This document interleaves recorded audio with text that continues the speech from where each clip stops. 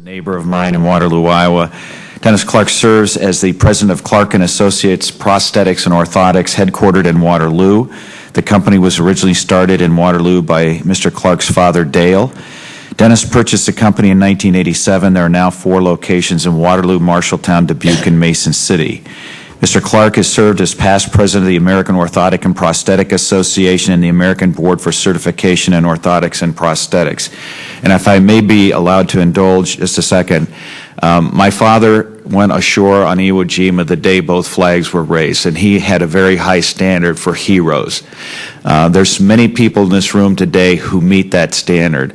But I just want to say that Dennis, in my mind, is one of the people who deserves our honor and respect. When he saw the need for returning veterans coming back with prosthetic needs, he made the trip to Walter Reed for 20 months on his own dime, staying here in Washington, D.C. on his own dime to provide the care that our nation's veterans deserve. And I have a picture of him here holding a heater out at Walter Reed, working on a socket.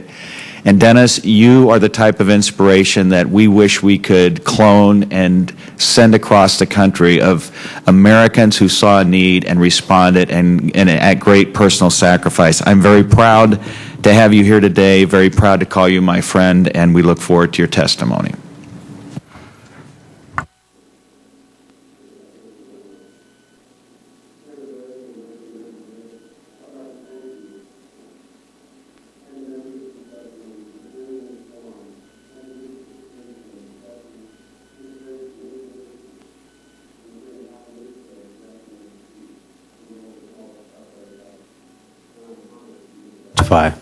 Thank you.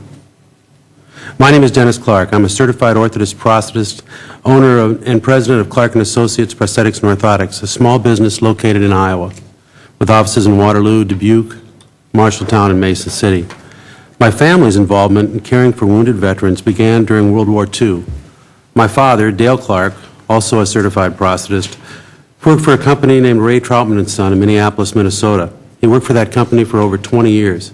Eventually buying out the Waterloo, Iowa location and incorporating Dale Clark Prosthetics in Waterloo in 1968.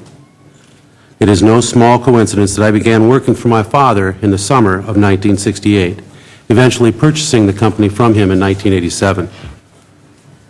As Chairman Braley indicated, in September of 2003, I was contacted by a representative from Walter Reed Army Medical Center and asked if my clinical staff and I would be willing to spend the remaining months of 2003 helping provide lower extremity prosthetic care to soldiers returning to Walter Reed from Iraq and Afghanistan.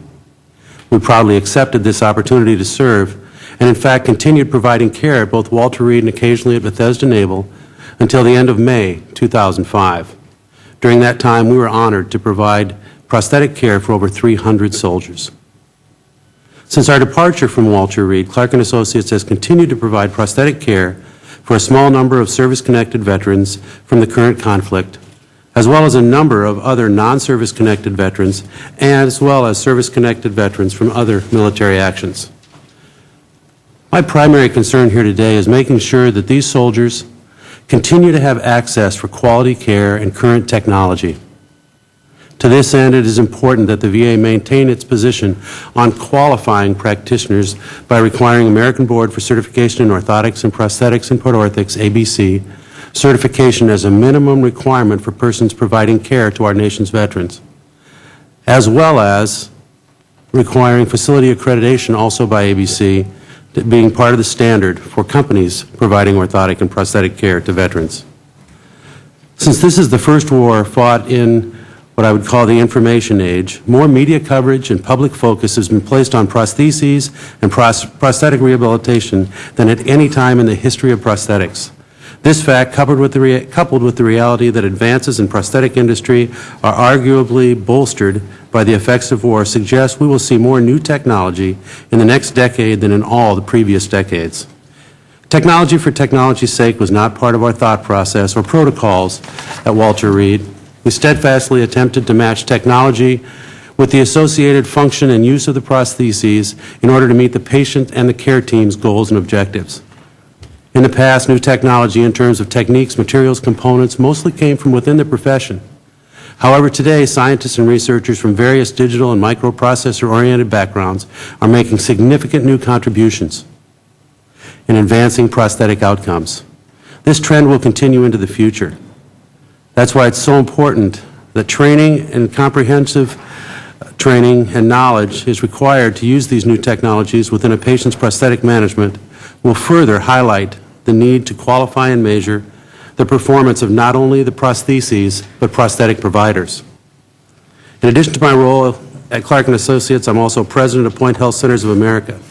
Point's the only United States prosthetic and orthotic network consisting of 100% ABC-accredited facilities.